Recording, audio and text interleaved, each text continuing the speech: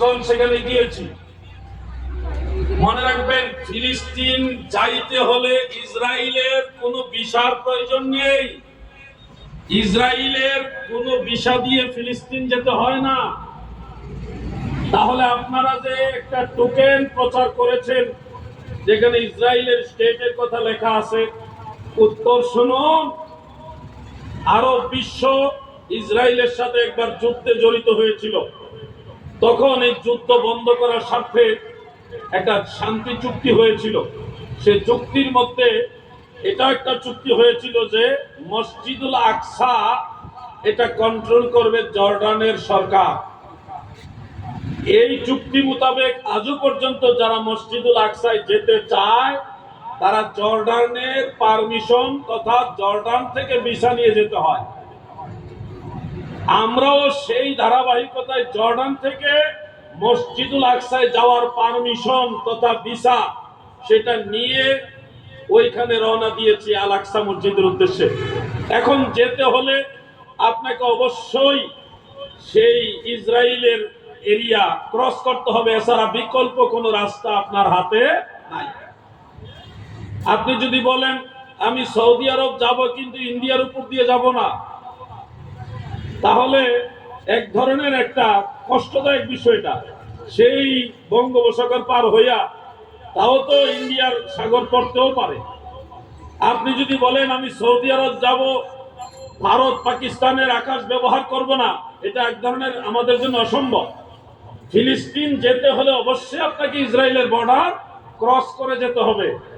এখন ইসরায়েল আমাদের কাগজপত্র চেক করেছে, আমাদের সব কাগজপত্র যখন ওকে বা সঠিক পেয়েছে, বৈধ পেয়েছে, তখন তার একটা টোকেন দিয়েছে। এটা কোনো ভিসা না, এটা একটা টোকেন যে আপনার সব কাগজপত্র ওকে আছে। এটা নিয়ে আমরা আল আকসা মসজিদে গেছি। এবং মনে রাখবেন ভাই বন্ধুরা, ফিলিস্তিনে কোনো আন্তর্জাতিক বিমানবন্দরও নাই যে আপনি বিমানে চলে যাবেন। ফিলিস্তিন ঢোকার জন্য আলাদা কোনো নৌপথ নাই যে আপনি জাহাজে চলে যাবেন। ওখানে যেতে হলে অবশ্যই আপনাকে বাই রুটে যেতে হবে, এবং বাই রুটে যাওয়ার পথে অবশ্যই আপনাকে ইসরায়েলের যে দখলের এরিয়াগুলি ক্রস করে যেতে হবে। সেক্ষেত্রে আপনার বৈধতা হবে, জর্ডান সরকার যদি আপনাকে অনুমতি দেয় তাহলে যেতে পারবেন। আমরা ওইভাবে গেছি। বিষয়টা কি ক্লিয়ার হয়েছে?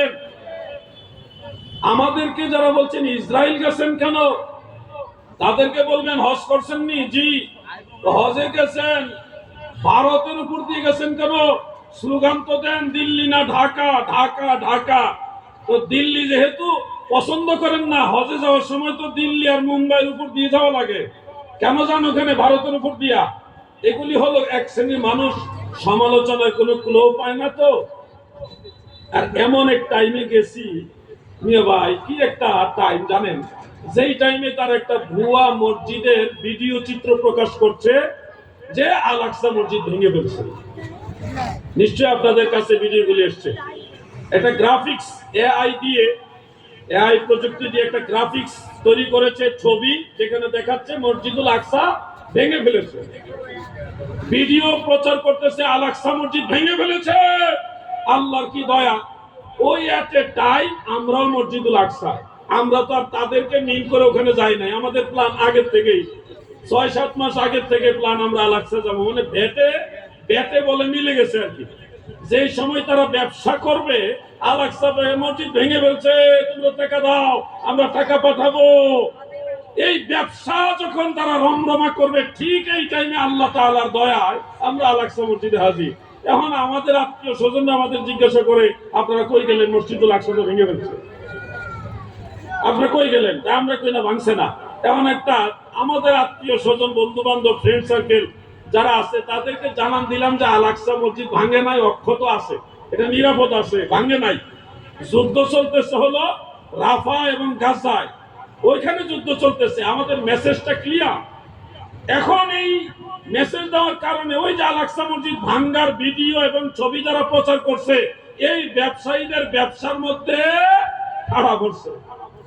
কি করছে? ঠাড়া পড়ছে। এই আমাদের বিরুদ্ধে লেগে গেছে, ভণ্ড আলাউদ্দিন জাহাদি, ভণ্ড নকশবন্দি, এই গালাগালি শুরু করছে। আর আমরা কি মিথ্যা কথা বলছি?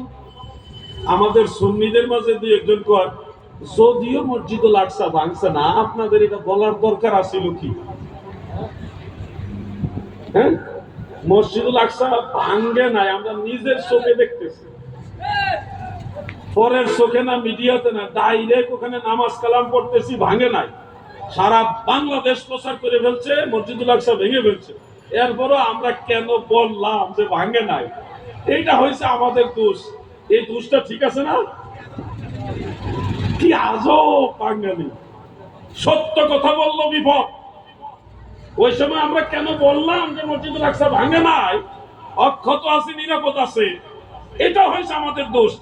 এই জন্য বলছি ভাই, মিথ্যার পক্ষে আমরা নাই, আমরা সত্যের পক্ষে আছি, বিদায় তোমরা সুন্নি। যদি মিথ্যার পক্ষে থাকতাম তাহলে আমরা হয়তাম ওয়াহাবি, ঠিক কিনা বলে? আল আকসা মসজিদের এই বিষয়টা বললাম, কি আজব জানেন? আমরা ভিডিও দিতেছি, মানে ভিডিও করে করে, এখানে তো আর আমাদের সিম নাই, ওখানে বাংলাদেশি পাসপোর্ট দিয়ে সিম উঠাইবার কোনো সিস্টেম নাই, দেয় না তারা। কারণ বাংলাদেশের সাথে এই ফিলিস্তিন আর ইসরায়েল, ফিলিস্তিনে তো রাষ্ট্রনীতি তেমন কিছুই নাই, ওখানে সিম তোলার কোনো সিস্টেম নাই, যার কারণে আমরা তো আর সরাসরি নেট পাইতেছি না। ওই হোটেলে গেলে সেখান থেকে আমাদের কি ওয়াইফাই আছে, ওখান থেকে আমরা কিছু ভিডিও দেশে পাঠাইতেছি যে আসলে ভাঙ্গে নাই, এই হলো মসজিদুল আকসা। এখন মানুষের দাবি, আপনারা মিথ্যা কথা বলতেছেন, আপনারা আল আকসাতে যান নাই, না যায় বানাইয়া ভিডিও দিতেছেন।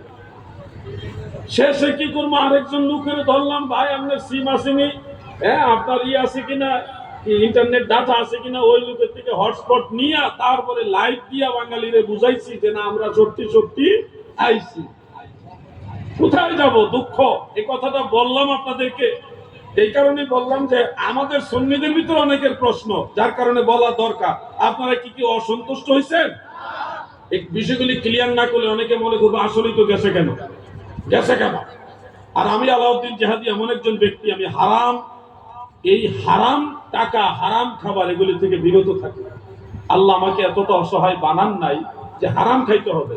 আপনাদের সারা বাংলাদেশ থেকে সামান্য কিছু কালেকশন, আর কে কয় টাকা দিচ্ছেন, কোন নাম্বার থেকে কয় টাকা গেছে, এটা পর্যন্ত আমি ফেসবুকে প্রচার করছি। কয় লাখ লাখ টাকা, কোটি কোটি টাকা খেয়ে ফেলছে। আমাদের স্বভাব যে ফকিরে ভিক্ষা দেয় না 10 টাকা, সেও কিন্তু আপনাকে সুর বানায় দিবে। কে কয় টাকা দিচ্ছে সমস্ত ডকুমেন্টস আমার কাছে আছে, এবং কোন জায়গায় ফিলিস্তিনের কোন ব্যক্তিকে কত ডলার করে আমি দিয়ে আসছি, ওটা আলাদা ভিডিও করে আনছি।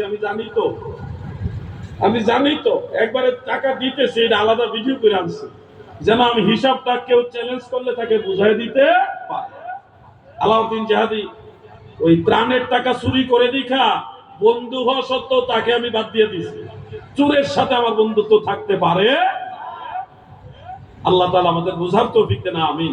দুরূদ শরীফ পড়ুন, আল্লাহুম্মা সাল্লি